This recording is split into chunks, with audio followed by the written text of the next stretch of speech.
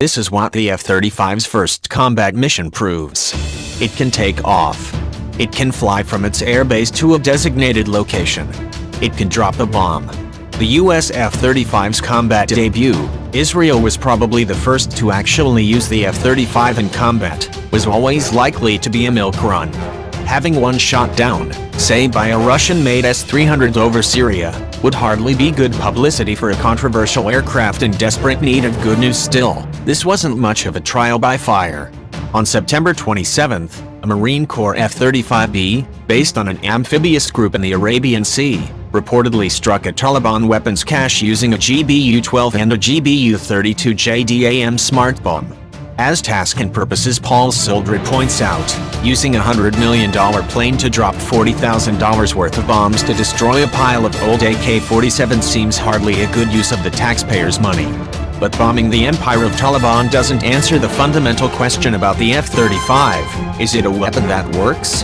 Of course, the Pentagon and Lockheed Martin can build an airplane that can take off and drop a bomb. So could the Wright Brothers.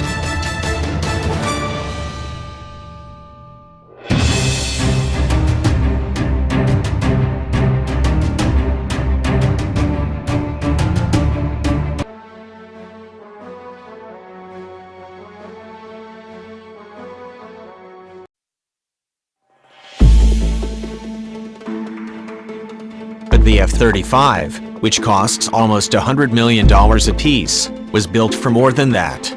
It's an expensive, cutting-edge warplane whose expense is supposed to be justified by its stealth features, sophisticated sensors and data linking capabilities. Which all sounds very formidable, but also requires an environment where those capabilities are put to the test, and painful as it sounds, the bugs are discovered during combat. Jet fighters are household toasters. That's how machines are perfected. Right now, there are questions about whether the F-35 can fire its cannon or missiles accurately, whether the bugs can be ironed out its software, and whether the aircraft can reliably fly without breaking down. What would it take to truly say the F-35 has passed its trial by fire? First, it would need to demonstrate that its stealth features enable it to fly without detection in the presence of advanced air defense radars. The Taliban don't have those, but Russia and China do. And in the way that military technology trickles down, so eventually will Iran, Syria and other nations. The F-35 will also need to prove that it can resist intensive electronic warfare, such as the array of Russian and Chinese jammers and spoofers to disrupt radio communications, GPS navigation and data links.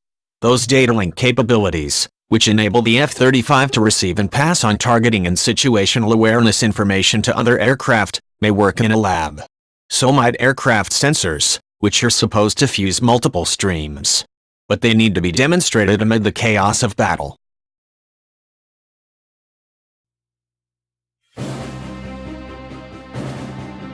And of course, the F-35 must prove that it has real combat chops. It will need to encounter and shoot down enemy jets without taking losses, or at least not many losses. It will need to survive advanced surface-to-air missiles and anti-aircraft guns.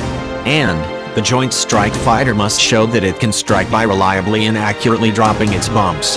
Bugs afflict any new device, especially the F-35, given its technological sophistication and its bizarre develop it while you buy it approach. Presumably or hopefully all these bugs will be fixed. But as for combat testing, unfortunately the only way to test an advanced warplane is to fly it against advanced opponents. That means Russia or China, or at least in Iran or North Korea. The consequences of such a conflict would probably outweigh the benefits of giving the F-35 a true combat shakedown.